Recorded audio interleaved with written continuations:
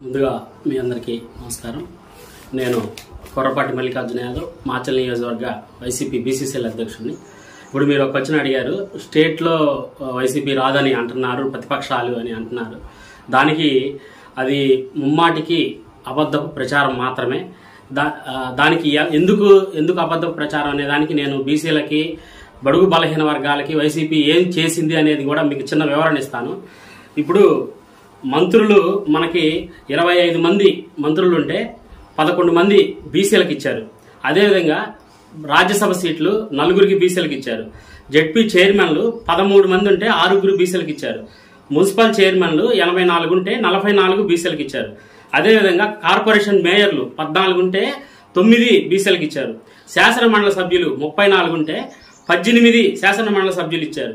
అదేవిధంగా స్టేట్ మొత్తం మీద ఈ 5 సంవత్సరాల్లో జగన్మోహన్ రెడ్డి గారు 2 సంవత్సరాలు కరోనా టైం తీసేస్తే 3 సంవత్సరాల్లో 2,70,000 కోట్లు డైరెక్ట్ బటన్ నొక్కి ప్రజల అకౌంట్ లో వేశాడు. ఎక్కడ ఎలాంటి మిస్టేక్ జరగకుండా ట్రాన్స్పరెంట్ గా ఆయన పనిచేశారు. అందులో 1,70,000 కోట్లు ఎక్స్పెషల్లీ బీసీలకే వేశారు. డిపిడి కింద 2,20,000 కోట్లు, నాన్ డిపిడి కింద 50,000 కోట్లు, ఓవరాల్ గా 1,70,000 కోట్లు డైరెక్ట్ బటన్ నొక్కి 120 సార్లు బటన్ నొక్కి 2,70,000 ప్రజలకు డైరెక్ట్ గా వేశారు. అదేవిధంగా రాష్ట్రంలో ఏ దేశంలో కూడా లేని వ్యవస్థని, వాలంటీర్ వ్యవస్థ, అది దేశానికే మనం చెప్పుకోవాల్సిన వ్యవస్థ అది. అదేవిధంగా సచివాలయ వ్యవస్థ, మరి దాని తర్వాత వచ్చేసి విద్యా వ్యవస్థ. ఇవాళ నాడు నేడు స్కూళ్లతో మీరు అసలు ఏ రోజు ఈ చరిత్రలో, దేశ చరిత్రలో ఒక విద్య మీద నాకు తెలిసి విద్య, వైద్యం, ఆత్మగౌరవం, సామాజిక న్యాయం, వీటిని ఎవరైతే ఫుల్ఫిల్ చేస్తారో ఖచ్చితంగా ఆ ప్రభుత్వాన్ని ప్రజలు నమ్ముతారు, మళ్ళీ ఖచ్చితంగా గెలిపిస్తారు. 2013లో కూడా చంద్రబాబు నాయుడు గారు ఇదే కూటమి పెట్టి ఒక బీసీ డిక్లరేషన్ అని చెప్పేసి ఒక 4 పేజీల పెద్ద చరిత్ర ఇచ్చాడు. మీరు అది గమనిస్తారో లేదా, ఆ చరిత్ర, ఆ పేపర్లు కూడా నా దగ్గర ఉన్నాయి. అన్ని అబద్ధపు మాటలు, అన్ని దుష్ప్రచారాలు జరిగేవి ఏవి చెప్పరు ఆయన.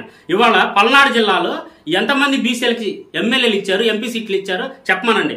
మా నాయకుడు జగన్మోహన్ రెడ్డి గారు ఒక 70 ఏళ్ల పల్నాడు కళ చరిత్ర బీసీకి అనిల్ కుమార్ యాదవ్ గారికి సీట్ ఇచ్చి ఇవాళ ఆయన్ని నిలబెట్టాడు. అది బీసీల ఆత్మగౌరవం కాదా?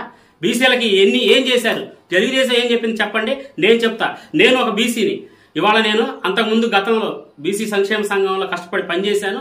కష్టపడ్డందుకు ప్రజలు, మా నాయకులు, ప్రభుత్వం ఎప్పుడు గుర్తిస్తుంది అని చెప్పడానికి ఒక ఉదాహరణే నన్ను ఇవాళ మాచల్ నియోజకవర్గ బీసీసీఎల్ అధ్యక్షుడిగా నియమించారు. కష్టానికి ఎప్పుడు మా ప్రభుత్వంలో ప్రతి ఒక్క బీసీకి, బడుగు బలహీన వర్గాలకి ఖచ్చితంగా న్యాయం జరుగుతుంది అని చెప్పడానికి ఉదాహరణ కూడా నేనే. 2013లో ఆయన కూటమి పెట్టి బీసీ డిక్లరేషన్, జయహో బీసీ సదస్సులు పెట్టి ఒక 4 పేజీలు పెద్ద చరిత్ర ఇచ్చారని చెప్పాను కదా. అందులో ఒక్క హామీ అయినా నెరవేర్చారా? ఎంతమంది బీసీలకి నామినేటెడ్ పోస్టులు ఇచ్చారు? ఎమ్మెల్యే, ఎంపీ సీట్లు ఎంతమందికి ఇచ్చారు? ఈ 5 సంవత్సరాల్లో మా గవర్నమెంట్ వచ్చిన తర్వాత ఎంతమంది ఇచ్చారో నేను లిస్టు తీసుకొని వస్తా. ఎవరన్నా ఉంటే రండి, నాకు ఆపోజిట్ గా నేను ఛాలెంజ్ చేసి చెప్తున్నా. ప్రతిపక్షంలో ఉన్నటువంటి టీడీపీ వారు ఈ విధంగా మౌత్ పబ్లిసిటీ చేసుకుంటాం తప్పనిచ్చి వాస్తవాల్లోకి వస్తే ఇవాళ మాచల్ నియోజకవర్గంలో 15 సంవత్సరాలు ఎలాంటి గొడవలు జరగకుండా ప్రశాంతమైన వాతావరణాన్ని ఎమ్మెల్యే గారు వచ్చిన తర్వాత ఎక్కడ కూడా గొడవలు జరుగుతాయని లోకల్ ఎలక్షన్స్ కూడా అందరినీ కాంప్రమైజ్ చేసి వాళ్ళని వీళ్ళని అన్ని కూర్చోబెట్టి సవ్యంగా ఎక్కడ ఒక గొడవ జరగకుండా, ఆర్థిక నష్టం జరగకుండా ఆయన ఇవాళ ఏకగ్రీవాలు చేసి ఎంతో మేలు చేసి ఒక గొడవ జరగకుండా పల్నాడు చేశారు. ఇప్పటి వరకు జరిగిన గొడవలు అంటారా?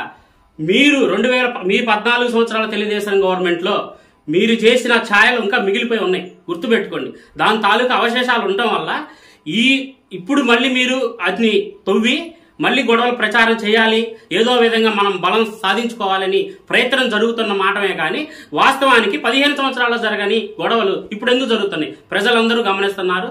దీన్ని పూర్తి స్థాయిలో తిప్పికొట్టే చర్య 2024లో రేపు ప్రజలు ఓట్ల ద్వారా ఎమ్మెల్యే రామకృష్ణారెడ్డి గారిని అఖండ మెజారిటీ గెలిపించబోతున్నారు, ఎంపీ గారిని గెలిపించబోతున్నారు. జగన్మోహన్ రెడ్డి గారి పాలన మళ్ళీ ఒక్కసారి ప్రజలకి అందించబోతున్నాడు. బడుగు బలహీన వర్గాల ప్రభుత్వమే, పేదల ప్రభుత్వమే వైఎస్ఆర్సీపీ పార్టీ. సరే, మీరు అన్నట్టుగానే చంద్రయ్య బీసీ ఇక్కడ వచ్చి చంద్రయ్య బీసీ కాబట్టి పాడబెట్టారు, ఓకే. అదేవిధంగా 32 మంది పుష్కరాలు జరిగినప్పుడు బీసీలు చనిపోయారు, అప్పుడు వచ్చి పట్టారా? First point. రెండో పాయింట్, చంద్రబాబు గారి మామయ్య ఎన్టీ రామారావు గారు చనిపోయినప్పుడు ఆయన పాడబట్టాడా? స్టేట్లో ఎంతో మంది బీసీలు చనిపోతున్నారు, వీళ్ళందరూ పాళ్ళ పట్టారా? ఇది నేను స్ట్రైట్ గా చెప్తున్న మాట. అదే వారసత్వాన్ని ఇక్కడున్న లోకల్ బ్రహ్మారెడ్డి గారు కూడా పుణికిపుచ్చుకొని ఆయన విధానంలోనే ఇక్కడ ఏ సేవం జరిగినా కూడా వచ్చి అదే విధంగా ఆయన బాటలో నడుస్తున్నారు. ఇది ప్రజలందరూ గమనిస్తున్నారు. ఖచ్చితంగా 2024లో బడుగు బలహీన వర్గాలందరూ మేము అండగానే ఉన్నారు వైఎస్ఆర్ జగన్ పార్టీకి. ఖచ్చితంగా 2024లో జగన్మోహన్ రెడ్డి గారు గెలవబోతున్నారు. లోకల్లో ఎమ్మెల్యే రామకృష్ణారెడ్డి గారు 5వ సారి ప్రభంజనం సృష్టించబోతున్నారు. ఇందులో ఎలాంటి డౌట్ లేదు. యాదవులు ఇప్పటికే 70% వైఎస్ఆర్సీపీ పార్టీని అంటుపెట్టుకుని ఉన్నారు.